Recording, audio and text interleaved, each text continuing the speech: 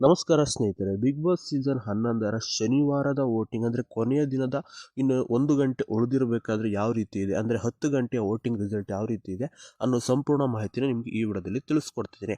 ಅದಕ್ಕಿಂತ ಮುಂಚೆ ನೀವು ನಮ್ಮ ಯೂಟ್ಯೂಬ್ ಚಾನಲ್ಗೆ ಸಬ್ಸ್ಕ್ರೈಬ್ ಪಕ್ಕದಲ್ಲೇ ಕಾಣುವ ಬೆಲ್ ಐಕನ್ನ ಕ್ಲಿಕ್ ಮಾಡಿ.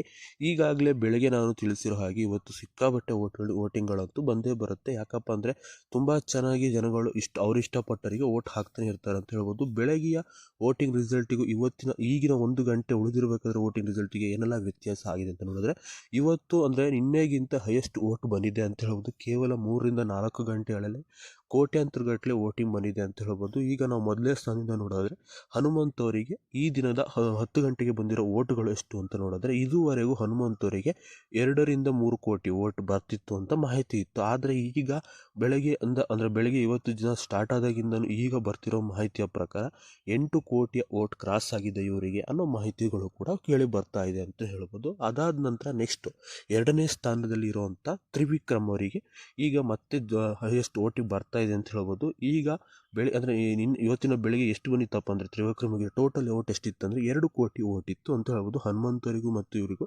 ಬರೋಬ್ಬರಿ 1.5 ಕೋಟಿ ಡಿಫ್ರೆನ್ಸ್ ಇತ್ತು ಅಂತ ಹೇಳ್ಬೋದು. ಆದರೆ ಇವಾಗ ನೋಡೋದು ಬರೋದ್ರೆ ಬಹಳ ಡಿಫ್ರೆನ್ಸ್ ಇದೆ ಅಂತ ಹೇಳ್ಬೋದು. ಯಾಕಂದರೆ ತ್ರಿವಿಕ್ರಮ್ಗೆ ಈಗ 4 ಕೋಟಿ ಆಗಿದೆ, ಆದರೆ ಬರೋಬ್ಬರಿ 4.5 ಕೋಟಿ ಡಿಫ್ರೆನ್ಸ್ ಇದೆ ಅಂತ ಹೇಳ್ಬೋದು ಇಲ್ಲಿ ತ್ರಿವಿಕ್ರಮ್ ಮತ್ತು ಹನುಮಂತರಿಗೆ.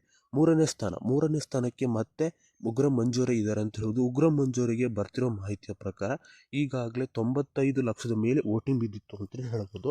ಅದೇ ರೀತಿ 95 ಲಕ್ಷದ ಮೇಲೆ ವೋಟಿಂಗ್ ಇದ್ದರೂ ಕೂಡ ಅವರಿಗೆ ಇವತ್ತು ಎಷ್ಟು ಬಂದಿದೆ ನೋಡೋದ್ರೆ ಈಗಾಗಲೇ 1.5 ಕೋಟಿಯಷ್ಟು ವೋಟು ಬಿದ್ದಿದೆ ಅಂತಲೇ ಹೇಳ್ಬೋದು. ಅದೇ ರೀತಿ ಮೋಕ್ಷಿತಾ ಪೈ ಅವರಿಗೆ ಈಗ ಮಂಜುವರಿಗೂ ಮತ್ತು ಮೋಕ್ಷಿತಾ ಪೈ ಅವರಿಗೆ ಕಳೆದ ಒಂದು ವಿಡಿಯೋದಲ್ಲಿ ಹೇಳಿದ್ದು 2,500 ವೋಟಿಂಗ್ ಡಿಫ್ರೆನ್ಸ್ ಇದೆ.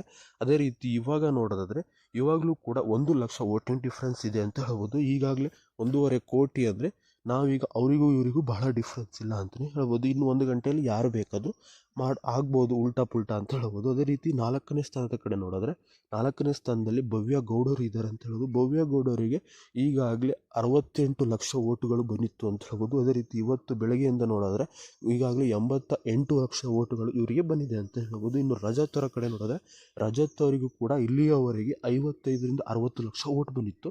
ಈಗ 80 ಲಕ್ಷ ವೋಟ್ ಬಂದಿದೆ ಅಂತಲೇ ಹೇಳ್ಬೋದು. ಇದು ಇವತ್ತಿನ ಬೆಳಗ್ಗೆ 10 ಗಂಟೆ ರಿಸಲ್ಟ್ ಅಂತ ಹೇಳ್ಬೋದು. ನಿಮಗೆ ಅನಿಸುತ್ತೆ ಈ ವೋಟಿಂಗ್ನ ರಿಸಲ್ಟ್ನ ಪ್ರಕಾರ ಯಾರು ವಿನ್ ಆಗ್ತಾರೆ? ಕಮೆಂಟ್ ಮಾಡಿ. ಇದಿಷ್ಟು ಹೊತ್ತು ನೋಡು. ಬಾಯ್ ಸ್ನೇಹಿತರೆ.